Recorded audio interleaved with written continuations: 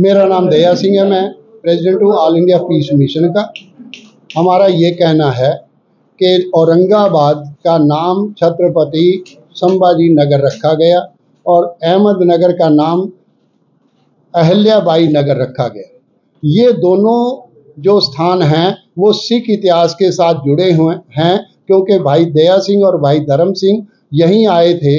जो गुरु गोविंद सिंह जी ने जो उस समय के हालात थे उसका विवरण उसमें देते हुए औरंगजेब को लेटर लिखा था कि क्या यही काम करना था आपने। तो इसलिए मैं समझता हूँ कि भाई दया सिंह और धर्म सिंह ने जो यहाँ पत्र दिए और औरंगजेब इतना वो हुआ और उसके बाद उन्होंने कहा कि मैं गुरु गोविंद सिंह जी के साथ मिलना चाहता हूं, अगर मेरे से कोई गलतियां हुई हैं तो मैं उसकी माफ़ी मांगता हूं और मैं दिल्ली में आमंत्रित करता हूं कि वो भी दिल्ली आ जाएं और मैं भी दिल्ली पहुंचूंगा। पर अफसोस ये है कि उनका यहीं देहांत हो गया और उसके बाद वो बात हो नहीं सकी। और गुरु गोविंद सिंह जब दिल्ली आए उसके बाद गुरु गोविंद सिंह बहादुर शाह जो इनका बेटा जब राजगद्दी पर बैठा वो आए तो वो नासिक तक पहुँचे और वो जो मनमाड़ के पास हजूर साहब गुरुद्वारा है वहाँ तक पहुँचे। तो इसलिए ये इतिहास के हैं और हमारी सरकार से अपील है कि इन दोनों नगरों के नाम बदले जाएं।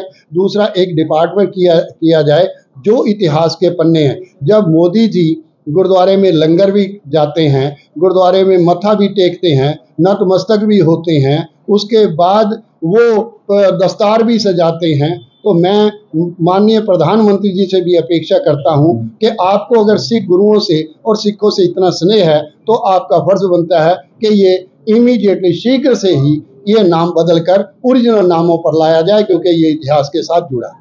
ये महाराष्ट्र सरकार ने अभी जो नाम चेंज किए, जैसे आपने बोला कि वो सिखों के साथ जुड़ा हुआ है, तो आपको लगता है कि ये फिर से बदला जाएगा?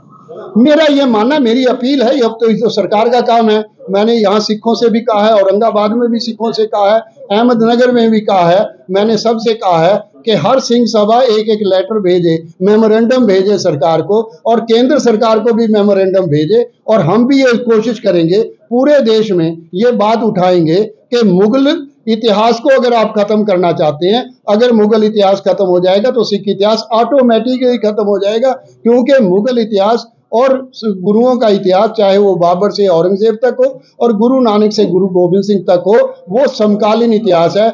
अगर एक रास्ता बंद करेंगे तो दूसरा रास्ता मिट जाएगा, ये हम बर्दाश्त नहीं कर सकेंगे। हमारी अपील है कि अगर माननीय प्रधानमंत्री जी का ये विचार है तो माननीय प्रधानमंत्री जी को इमीडिएटली इस पर एक्शन लेना चाहिए। आपने कुछ खत लिखा है क्या? पीएम को खत लिखा आपने? नहीं, अभी तो, क्योंकि मैं अभी औरंगाबाद, मुझे भी ध्यान में नहीं था।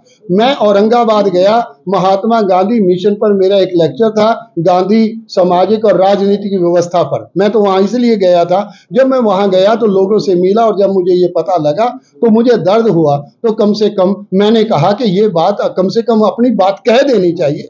अब बाकी काम तो सरकारों का काम है। केंद्र में बीजेपी का सरकार है, महाराष्ट्र में भी सेम बीजेपी का सरकार है, तो आपको लगता है कि ये हो पाएगा? मुझे ये लगता है कि अगर माननीय प्रधानमंत्री जी सिखों के प्रति इतना स्नेह रखते हैं, आप जब भी जाएं लोग लंगर की सेवा भी करते हैं, नतमस्तक भी होते हैं, वो गुरुद्वारे में जाके दस्तार भी सजाते हैं, अगर वो ये नहीं कर सकते तो फिर ये बाकी काम करने का उसका कोई लाभ नहीं है। तो माननीय प्रधानमंत्री जी को ये मानना चाहिए सिख इतिहास के गुरुओं के साथ जुड़ा है, तो उनको ये रास्ते पर आना चाहिए। अगर ये नहीं हो पाता है तो सिखों की ओर से कुछ आंदोलन किया जाएगा, आगे का क्या रहेगा आपका? ये मैंने सिखों के बीच में कहा है।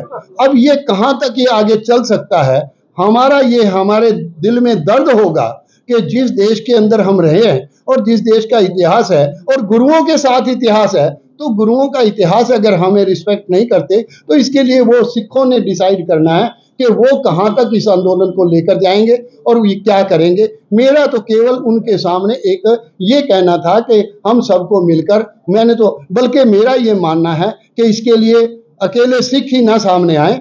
जब गुरुओं के प्रति हिंदू भी उतने ही कंसर्न हैं, जब मुसलमान भी उतने ही कंसर्न हैं, तो हम सबको मिलकर ये रास्ता तय करना चाहिए। ये किसी समाज का सवाल नहीं है, किसी राजनीतिक परिप्रेक्ष्य में मैंने कोई बात नहीं की। ये पूरे देश का सवाल है, ये पूरे समाज का सवाल है और ये हमारी ऐतिहासिक 500 साल की धरोहर का सवाल है। इसलिए सरकार को इसको मानने में क्या तकलीफ है। अगर कोई नगर बसाने हैं तो और नगर बसा दो, कोई हम नगरों से हमें ना तो अहिल्याबाई से कोई दिक्कत है, और ना ही हमें संभाजी से, क्योंकि वो संभाजी भी हमारे इतिहास के ही हिस्से हैं, शिवाजी भी हमारे इतिहास के हिस्से हैं। मैं उनकी उतनी ही रिस्पेक्ट करता हूँ शिवाजी के प्रति। तो मैंने समर्थ रामदास की बात की कि गुरु हरगोविंद साहब जो छठे गुरु थे, समर्थ रामदास जी श्रीनगर गढ़वाल गए। वहां जाके जब उन्होंने गुरु हरगोविंद साहब से बात की कि गुरु नानक तो घोड़े पर नहीं चढ़ते थे, वो नहीं करते थे, तो जब जो जवाब समर्थ रामदास को गुरु हरगोविंद साहब ने किया, उन्होंने कहा स्त्री ईमान है, पुत्र निशान है और दौलत गुजरान है। तो इसलिए आपको जाके अगर आजादी की संघर्ष खड़ा करना है तो महाराष्ट्र में आप ये काम करें। शिवाजी उसी की देन है। अगर कोई इनकार, इसका मतलब है कि शिवाजी के पीछे भी गुरुओं का हाथ था, मैं इससे इनकार। और जो संभाजी बाहर जेल से निकले और उसके बाद जो गुरु तेग बहादुर साहब और राजा राम सिंह गए, तो मैं समझता हूँ कि उसके पीछे के हमारे इतिहास। महाराष्ट्र और पंजाब का बहुत गहरा संबंध है ऐतिहासिक तौर पे। हाँ। तो ये दोनों शहरों का नाम तो बदल दिया, फिर उसमें भी बहुत सारा टाइम चला गया है, क्योंकि उसके बाद भी सरकार ने कुछ मांगे थे लोगों के ओपिनियंस कि आप क्या चाहते हो, तो इसके ऊपर आप लोगों ने कुछ भी नहीं किया। मैं किसी की बात कर नहीं सकता, मैं तो अपना दर्द पेश कर सकता हूँ। जैसे ही मैं आया, ये सिखों को चाहिए था। शायद सिख 1984 के हालात के से इतना घबरा गया, इतना डरा नजर आया मुझे, मैं इससे इनकार नहीं करता। वो उसकी हिम्मत ही नहीं पड़ी कि हम अपनी बात कह सके। बस केवल और केवल मैं समझता हूं कि ये ना तो राजनीति के सवाल है, ना ये कोई और सवाल है। ये सवाल है इतिहास के हमारे उनका, कि आने वाले लोग, आने वाला भविष्य जो सिख इतिहास पर रिसर्च करेगा, जो मुगल काल पर रिसर्च करेगा, तो वो कहाँ से रिसर्च, उसकी पीएचडी कहाँ से होगी, वो कहाँ से, इसका मतलब शिक्षण संस्थान ही इससे महरूम रह जाएंगे। तो मेरा ये कहना है, ये तो सरकार का काम है। मैं तो सरकार का काम, सरकार को अगर आपने कोई भूल की है तो आप अपनी भूल को ठीक कर लें। हम तो कोई उसको कुछ कह नहीं रहे, आपकी भूल है तो भूल को मान लिया जाए। तो अगर किसी ने नहीं उठाया तो अब हमने उठाया, तो इस बात को मान लिया जाए। हमारा केवल और केवल इतना कहना।